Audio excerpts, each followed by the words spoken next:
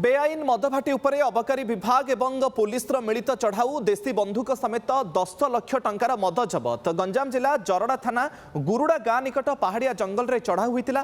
ब्रह्मपुर आरक्षी अधीक्षक एवं अबकारी अधीक्षक निर्देश क्रमे रामचंद्रपुर गुरुड़ा एवं गंगापुर पहाड़िया जंगल अंचल में चली बेआईन मद भाटीगुड़ी ठाब कर नष्ट सहित विपुल परिमाणर पोच ता सहित चोरा देशी जबत होती। चढ़ाऊ 13,200 लिटर गुड़ पिड़िया पोच और 1,400 लिटर चोरा अपमिश्रित देशी मद जबत करा।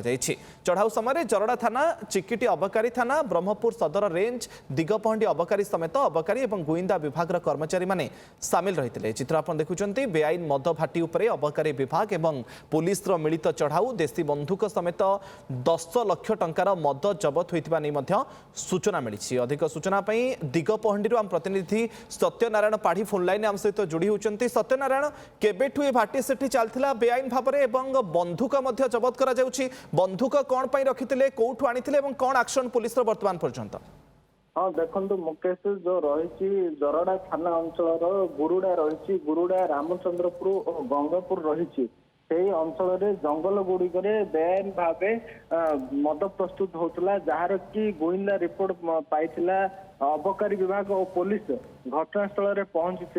जदि कहवा आंध्र पुलिस आंध्र प्रदेश जो अबकारी टीम पहुंची से पहाड़ उपर पहुंचते सेठारे चढ़ाऊ जारी रही जो भाव जदि कहवा जो 13,200 केजी महुआ नष्ट करा ता सहित सेठारे देशी बंधुक जबत होता। जदि कहवा बंधुक किए केउटारे सेठारे रखिला किभली केउ उद्देश्य से बंधुक रखिथिला से मद भाटे ताकू नहीं जरड़ा पुलिस एक मामला रुजु करी तदंत आरंभ करिछि जे किए बंधुक आनिथिला को उद्देश्य रखिथिला।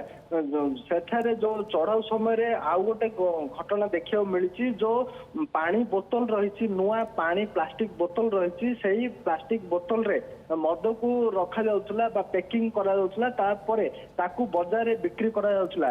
ताकू जदि हठात जदि कौनसी व्यक्ति विशेष देखती तो पानी बोतल भी ही भाविबे ताकू बिक्री करिवारे सहज होउथला जहाँ फल पुलिस से बोतल गुड़िक जबत कर अबकारी विभाग पुलिस प्लास्टिक बोतल जबत कर स्थान बोतल चालाण होता किए ए संपृक्त रही अधिक तदंत करी कहवा चढ़ाऊ समय किसी आधार कार्ड और बैंक पासबुक जबत होता जहाँकि खबर आसने पुलिस तदंत आरंभ कर आगामी दिन में किए चेर सामिल रही चेर केउठाकू लंबी आंध्रा ओडिशा सीमांत जेहेतु जंगल रही आंध्रा को यही जो चोरा मद राकेट लंबी कि एने तमाम दिग को तदंत आरंभ कर अबकारी और पुलिस। मुकेश जो माने चलाउथिले बेआईन भाव में देशी मद भाटी को भितर कि जन को गिरफ्त करा जायछि कि नहीं एवं केते जन वर्तमान समय पर्यंत पुलिस रो अटक रे सेमति अछन्ते कि?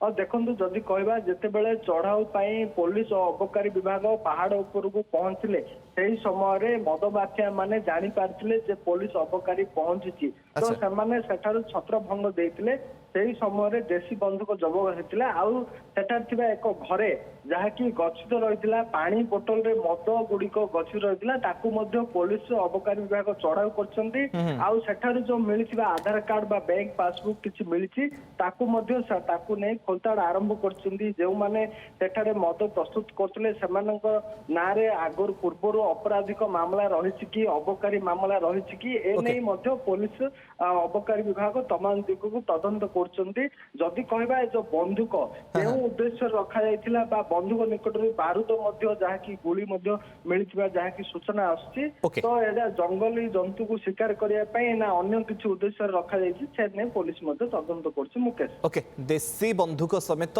10 लाख टंकार मद जबत करा जाइछि। चढ़ाऊर चित्र आपण माने देखुछन्ते। धन्यवाद सत्यनारायण आपनकर तमाम सूचना पाई। मम्मा भरोसा माने कोन? पात्र इलेक्ट्रॉनिक्स संपर्क एक भरोसार